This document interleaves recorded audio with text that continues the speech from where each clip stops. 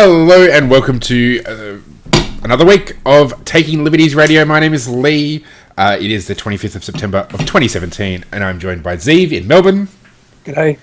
And we're going to talk about two topics. We're going to talk about the Western Australian government being loving and fair and generous to all people, by which we mean they suck and we hate them because they're nannies and they're very painful.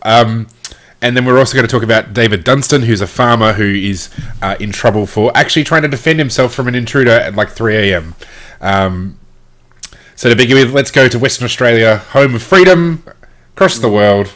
The new Premier, Mark McGowan, in one of, I guess, probably one of his first major policy announcements since the election earlier this year, has announced that they're concerned about cheap booze. Aldi are sort of making a move into the supermarket market, I guess. Moving into the supermarket, building supermarkets here in Western Australia, and of course they're bringing cheap booze, and of course we can't let people have nice things, so they're going to regulate it by putting a minimum price on alcohol. So yes, I guess, it's pretty safe to say as libertarians we have a pretty obvious answer to this, which is it's really not a good idea. It's not going to work.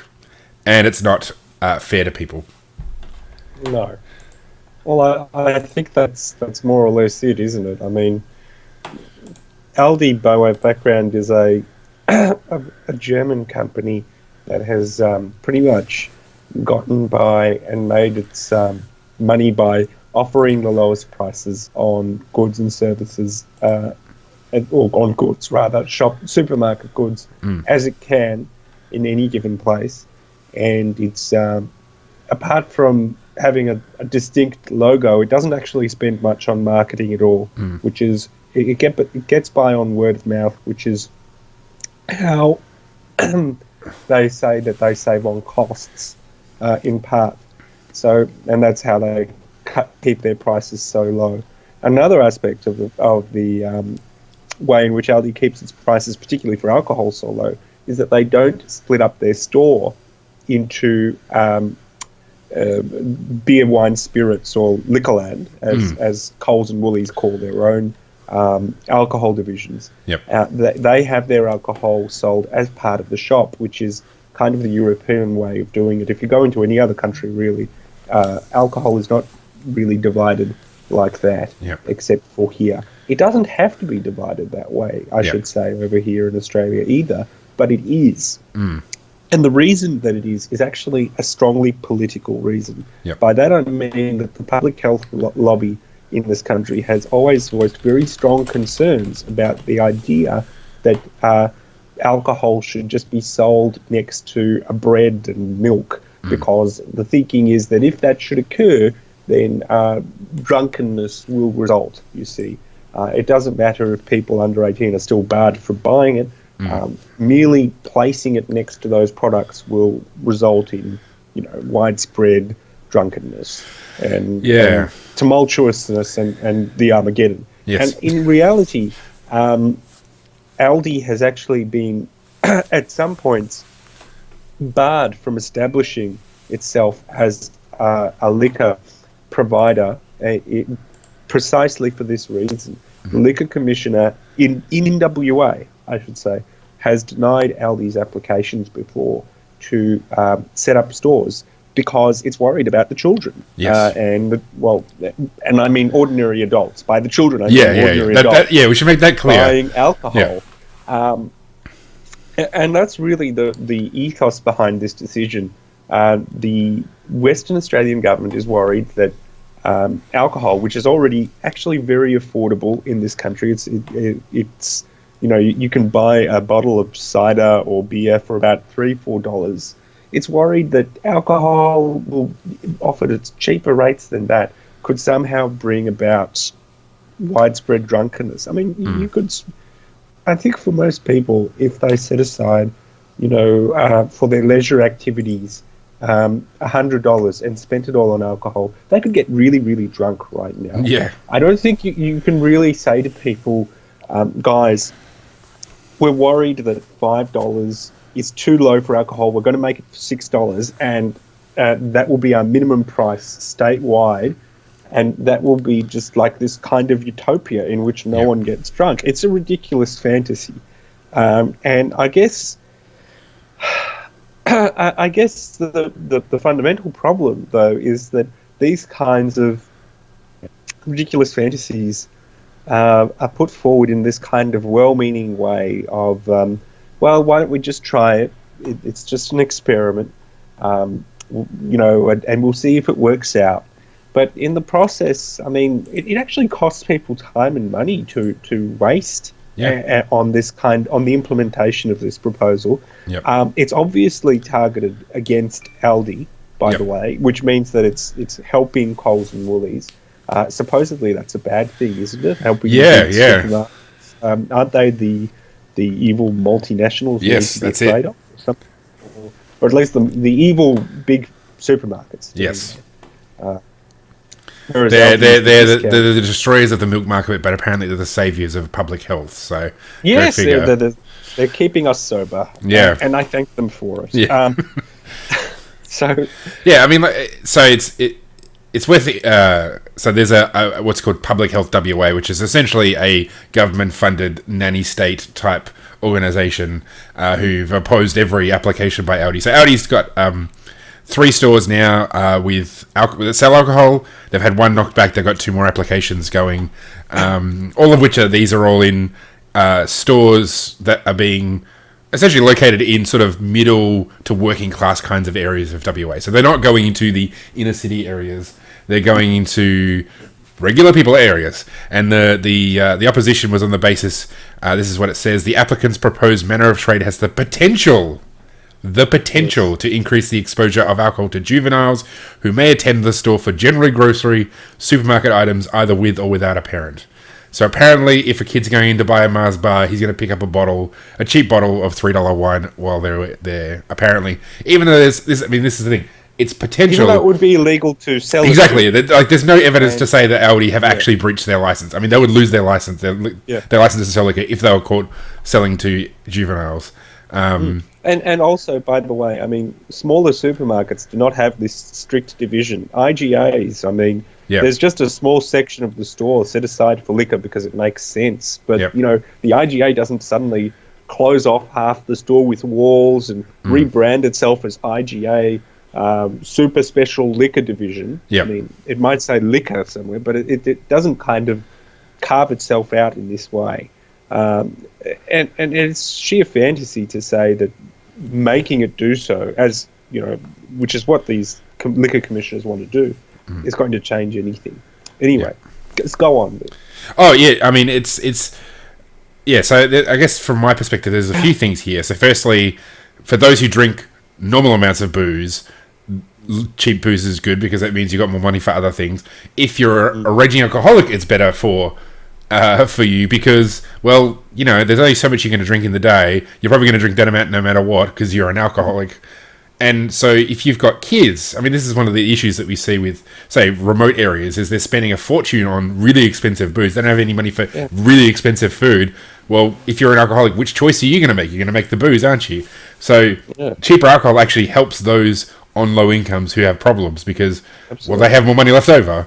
Absolutely. And it means that part of their pay packet they end up going to their families. Yes, yeah, which is what you want. And the other point I should make is, I mean, there are places throughout the world with much lower alcohol intake or higher intake than ours. Yes. In fact, the rest of the world does not have a minimum alcohol price. Yes. And yet our drinking rates there, here and everywhere, I mean, vary from place to place. It's fundamentally a cultural issue of whether people want to drink more or less. And that cultural attitude is the dominant factor that explains how people drink. And if I recall correctly from reading in Reason magazine, they've talked about this issue and noted that amongst millennials, binge drinking is actually lower than it used to be. So, this is in the US. So, same with drug use. There's a range of things where millennials are actually a lot more conservative than their Gen X, comparatively to Gen X. So that's, it's interesting how these things can change. Yeah. Yes, absolutely. And the other classic example is Germany, where drinking is, even kids drink beer in Germany, and alcoholism rates, drinking rates there and alcoholism there is not really an issue. Yep. particularly out violence. By that I mean, Yes. Yep. violence as a result of it is not really an issue. The same holds in Italy. France, I think, had a positive drinking culture there too. Yep. It's not to say that there aren't alcoholics in those countries, No. but the idea that having having open and relaxed liquor laws will lead to widespread chaos and anarchy and destruction of the society. And drunkenness is simply wrong. Yeah. I mean, widespread drunkenness is a bad thing, perhaps, for a lot of people. Widespread alcoholism, but that doesn't mean that the law can directly impact widespread alcoholism. Although there is an exception to that, of course. Laws and regulations that put people out of work and onto welfare can do that very, very effectively because they're left with nothing else to do with their lives. And that's the tragic story of a lot of people out in the remote areas in WA, of course, that laws and red tape, like the minimum wage, the regulations that prevent you from getting a job like that, are keeping people out of work and in a state of misery. Go on. Oh, I mean, there's probably one other aspect that I want to bring up. So, in the news report I'm looking at, which is on WA Today, which is one of those sort of major sort of tabloid news websites here in WA, it quotes the health minister, who's also complaining about the price of alcohol. He says, in 2014, one person was hospitalised for an alcohol-attributed condition every 27 minutes, and there are 113,500 hospital bed days used in, and 545 alcohol-related deaths. I mean, so one of the issues you have with some of these statistics, like I know particularly, I'd be interested to get into these stats, but I know particularly with, like, say, drug overdoses, yes, the threshold for attributing it to a drug is very low. So there doesn't have to be a causal connection. Like if you actually, it might be true in the US as well. Well, true in the US as well as drugs. If you get into a car crash, but it's not caused by you. So say you get sideswiped by a car and killed, that's alcohol attributed to death, even though you're not. It's not because you were drinking, or if you, have substances in your system and you have a heart attack, whether there's any causal link, it doesn't matter. So sometimes with these things, they can have very broad categorizations of what counts as an alcohol. It's not something I'm aware of myself. But yeah, I guess it's possible that overly broad definitions can be used, particularly when people want power and money. Yes. Applied for their purposes. They're going to be sometimes, unfortunately, very loose with their language sometimes when they're trying to get power and money from the government. And the more their data can be massaged towards a particular purpose, the better, so to speak. And we've seen that. Go on. Oh, no, I was going to say, I guess the one aspect we were talking about before the start of the show in relation to, say, that tobacco is if you set a minimum price that's high enough to actually make a difference to, like, the consumption of alcohol from stores, creates an illicit market. So that there's been a bunch of news articles in the recent days about the illicit tobacco trade. And I should note that this is a classic example, by the way, of the very issue you've stated, because the Cancer Council's official position is that there is no evidence that tobacco excise increases lead to an increase in illicit tobacco use. Now, thinking about that for a minute, the only reason there is such a thing as illicit tobacco in the first place is because there are laws defining what is legal tobacco, and those laws increase the cost of supplying legal tobacco. So the only economic reason for illicit tobacco to be supplied is because of the cost of complying with the law, taxes, the excise tax. Yeah. And yet, in the face of that very obvious proposition, the Cancer Council is saying, we don't know why people are buying illegal cigarettes. Geez, I wonder why. They cost like $25 a pack. Like, I know. I mean, it's extraordinary. But this kind of we don't know-ism is typical of people who want to exercise power and control over others. Or it's typical of everyone, really, in a way. But in this case, it explains the desire for power and control over what explains it is the desire for power and control. Any evidence to the contrary is to be dismissed as unknowable. Yep. Even the most obvious things, like the law makes it hard to access legal tobacco, is to be dismissed as out of sight, out of mind. Anyway. Yeah, I mean, in the case of tobacco, you're looking at arbitrage. So, in Asia, I'm just looking at a news article in the Saturday paper. They say that cigarettes can sell for $2 a packet in Asia. So, it's not hard to figure out, well, if it's selling for $2 in Asia and like $20 in Australia, geez, I wonder if I can take cigarettes from Asia and sell it for a profit in Australia. Exactly. So, and makes the comment that the illicit tobacco market is increasingly linked to, and in some cases more profitable than the narcotics trade. It shouldn't be surprising. No. It really shouldn't be. I mean, those are extraordinary profit margins, and the idea that, and by the way, all of this applies to alcohol as well, and to any below minimum price alcohol if you've set the price too high. The extraordinary thing is that people think that chucking more money into law enforcement will solve the issue. The problem here is that it simply won't. Law enforcement in Australia represents a minuscule proportion of the population, and they can only address so many things in so much time. Now, obviously, we need to look at law enforcement in terms of importation of tobacco or any other illicit substance as addressing kind of a drop in the bucket. The fact is that there are, they can't even approach the amount of imports that come to Australia, ordinary imports. Because what happens is that it's just smuggled in there. People bring in millions and millions of things every year into Australia. The idea that they can all be checked, fantasy. It doesn't matter how many billions you throw into law enforcement, unless you literally implemented inspect every package approach, which would bankrupt every business in the country. I mean, you're going to have this. You're going to have continued illicit drugs. People want them. Continued illicit tobacco because people want them. It's the reality. I mean, supply and demand is basically the most ironclad law in the universe. I mean, supply and demand will overcome everything else. Like, you will overcome gravity and, the laws of physics before the supply and demand are overturned, because people want things. And when they want things, they go looking for solutions to the issue they have.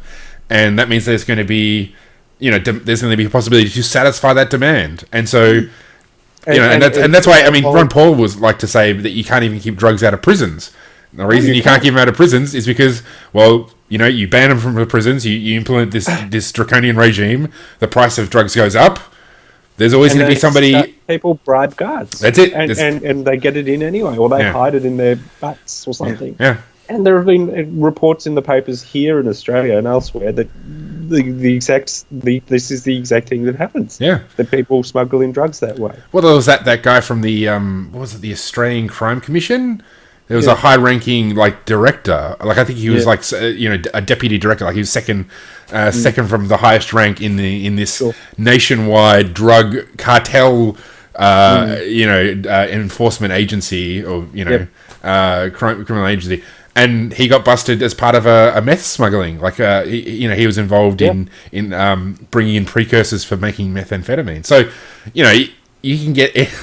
There's literally millions of dollars to be made, billions of dollars to be made in this. And if you've got billions of dollars to be made, agents bought too. I should say, everyone can and has gotten their finger in the pie, proverbially speaking, on the law enforcement agency side of it. Well, I say everyone, but I mean every agency, perhaps. There'll always be somebody in there. Not every specific law enforcement official. No, that's right. And yes, I guess. The problem is electorate awareness here. People just see these things and think to themselves that just like you can kind of say, well, I don't want any alcohol on my own property or, on my street, maybe. It works the same way on an individual level as it does on a whole society level. If we just bar alcohol from the local tuck shop or whatever, everything will be solved, because people's imaginations, we struggle to see things on a society-wide level, and to understand how people respond to behaviour on a society-wide level. So it takes it's a lot of hard work explaining it. And I guess the best thing in the popular imagination, although not so much nowadays, would be Al Capone and the like. Well, that's it, yeah. There have been so many, gangster films about Capone and the film about all the drug war gangsters. Yep. Those really drive home the futility of the drug war, whether they're meant to or not. How do we get onto the drug war and illicit tobacco? Oh, because we were talking about how the price floor, if you set it high enough, you just create an illegal market. It amounts to prohibition. Yeah, exactly. It does, yeah. Which is how I think marijuana got banned in the first place. Yeah. They set a price particularly in the US.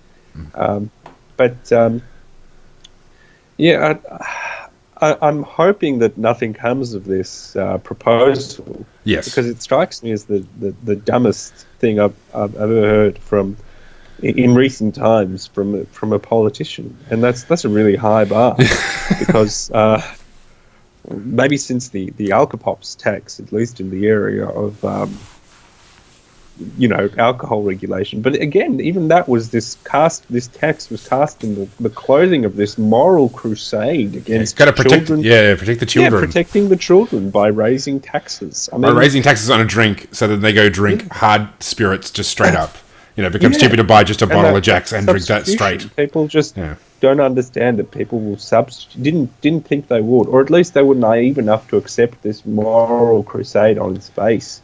And I think that's more or less what this Mr. McGowan is betting on, that he can wrap himself in the kind of pure white sheets of the moral crusade against alcohol, in the hope that that will win him some temporary popularity. Although and by the time it happens and nothing changes, well, no one will care, because hardly anything has changed if the minimum price is low enough.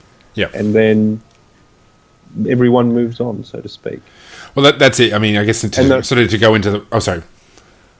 Well, I don't mean to speculate, but then either the minimum price is repealed for being ineffective, or forgotten out of shame and embarrassment, but retained for vanity purposes. Who knows?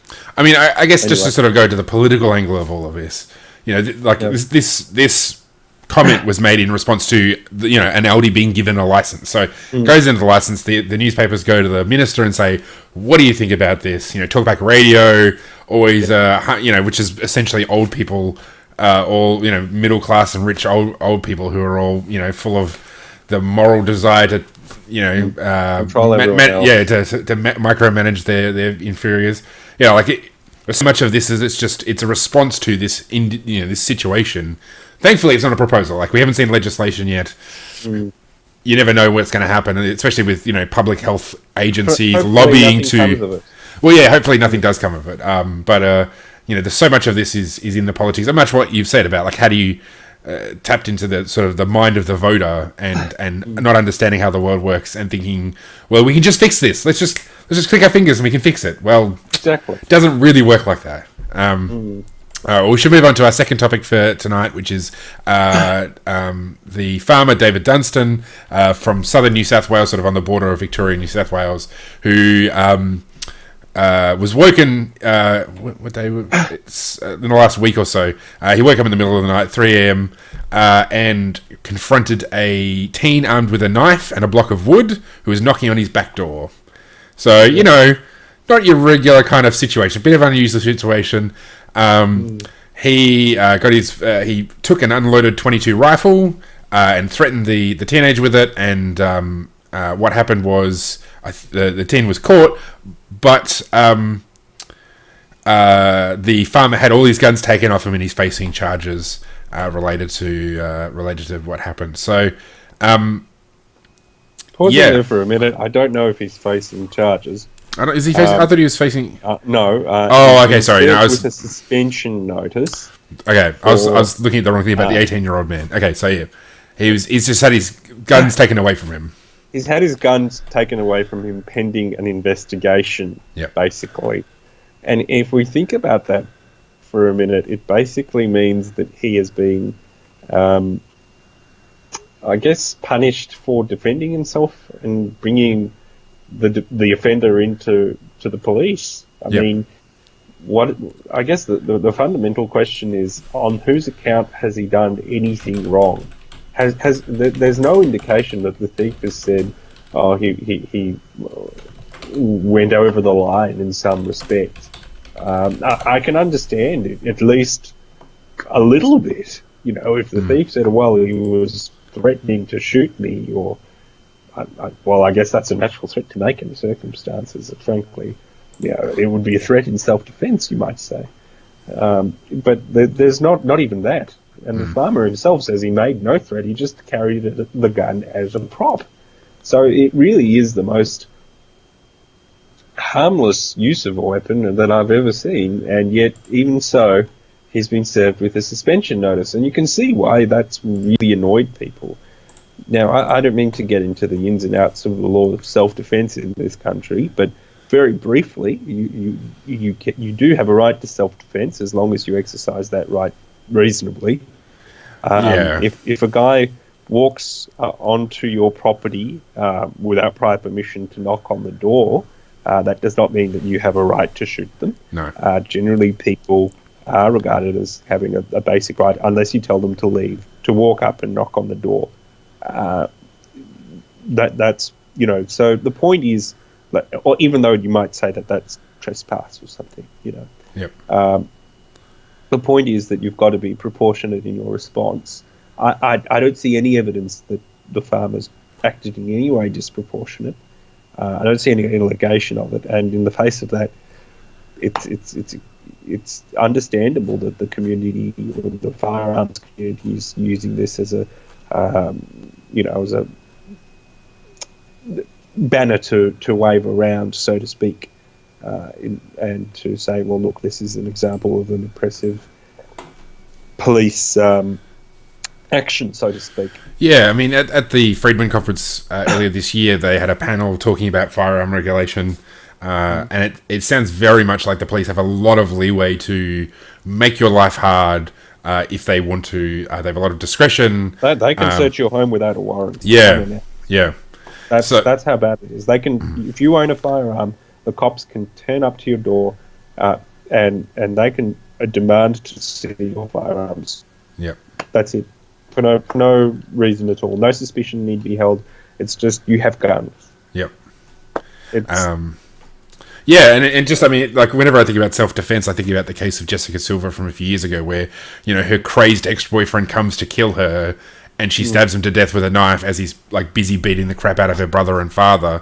Yes. And she was convicted of manslaughter. I can't remember if it was overturned in the end, but she still spent years going through court and all the costs that involved in that. Yeah. That's obviously she had her sentence entirely suspended, but she was given a 2-year sentence for manslaughter. Because she essentially defended herself from a boyfriend who, like, that afternoon threatened to come in and cave her head in, and just horrendous, just absolutely horrendous. Yeah. And so I think there's real issues, and if you get into firearm regulation around self-defense, that you can't have a license to defend yourself, which is obviously as libertarians, it's a terrible thing. That's again, I mean, that particular case that you've mentioned, I think it's more of perhaps a cultural shift rather than what I don't know if the law in that particular case of what's reasonable and what's not is going to be particularly helpful. Like, you can just whether she was reasonably acting in the circumstances or not is something that lies in the eye of the beholder, depending on the facts. Yep. Law enforcement and the courts can sometimes get that horrendously wrong. Yeah. I don't know whether they did in this case, but go on. Yeah. Oh, I mean, well, we're basically at the end of the time, so the time we have tonight. So yeah, I mean, I guess we'll sort of have to see with David Dunstan. There's still an investigation to be had of his actions. I guess we'll find out in the coming days whether he'll have his guns taken away from him. But for a farmer, that's a big problem. Like dealing with pests. I mean, and a .22 rifle. I mean, it's not. You're not going to go on a wild crime spree with a .22 rifle. They're pretty. As far as firearms go, they're pretty tame, and they're used for killing small animals. It strikes me as a bit of an absurd overreaction. Yeah. I mean, the guy doesn't seem to have any priors. And There's no report of that, and there's no report of any actual stated concern over his use of them. I mean, how often does what are they concerned about? That the next time someone turns up with a knife banging on the door, he'll come out with the prop and not shoot them and not threaten them? It doesn't make sense. It does not make sense. All right, well, I guess that is it for us tonight. Thanks for joining us, everybody. Make sure you can like our Facebook page. You can find us on iTunes and subscribe to us on YouTube. And you can leave a review for us on iTunes. And every week, I think, we should read the reviews. And maybe we will eventually. So if you leave a review and it's a nice one, even if it's not a nice one, we might even read it. So we will. Thanks for joining us. Oh, and also, actually, before we finish, we're hoping to have a discussion, Zeev and myself, and maybe Vickers and Michael Tice. I think that's how you pronounce his last name. I hope so. We're going to talk about family law and same-sex marriage because we have two family lawyers that we know on the show, Zeev being one and Michael being the other. So we're going to have a serious discussion about whether de facto relationships are the same as marriage. So stay tuned. We'll bring monocles and smoking pipes for the serious discussion. Yeah, that's it. Yeah. All right. Thanks, everyone. Okay.